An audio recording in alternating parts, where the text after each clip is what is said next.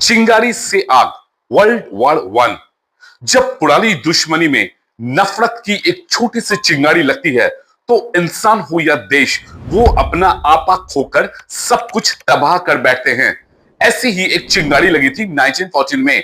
28 जून 1914 को बोस्निया के शहर सारायोवो में ऑस्ट्रिया हंगरी के राजकुमार आर्चड्यूक फ्रेंच फर्डिनेंड और उनकी पत्नी सोफिया की हत्या एक युवा सर्बियन नेशनलिस्ट ग्रेविलो प्रिंसिप ने कर दी।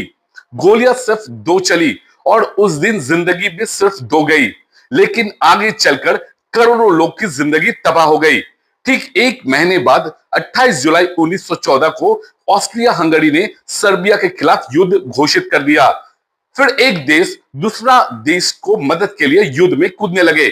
सर्बिया के साथ रशिया और ऑस्ट्रिया हंगरी के साथ जर्मनी खड़ा हो गया।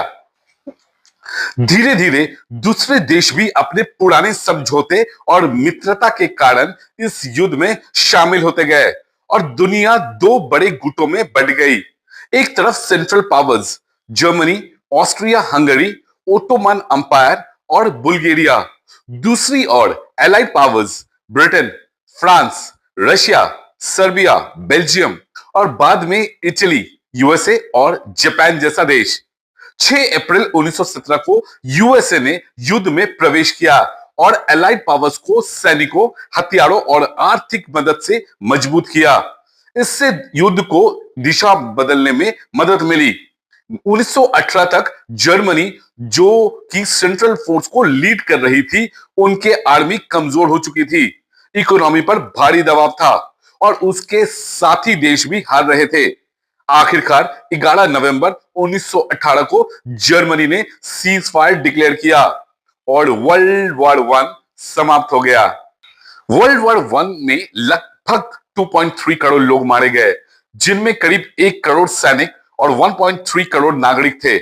इसके अलावा लगभग 2 करोड़ सैनिक घायल हुए और प्रॉपर्टी तथा रेवेन्यू मिलाकर आर्थिक नुकसान सैकड़ों अरब डॉलर 1914 की कीमतों में की गई।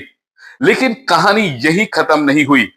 1919 की ट्रीटी ऑफ वर्साई ने जर्मनी पर बहुत कड़ी शर्तें और भारी कंपनसेशन लगाया।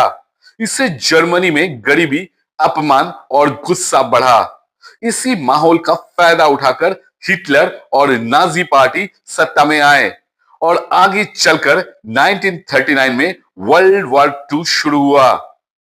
वर्ल्ड वॉर टू की ऐसी ही दिलचस्प कहानी सुनेंगे हमारे सेकंड एपिसोड में। तब तक के लिए be safe, healthy and happy always. Bye.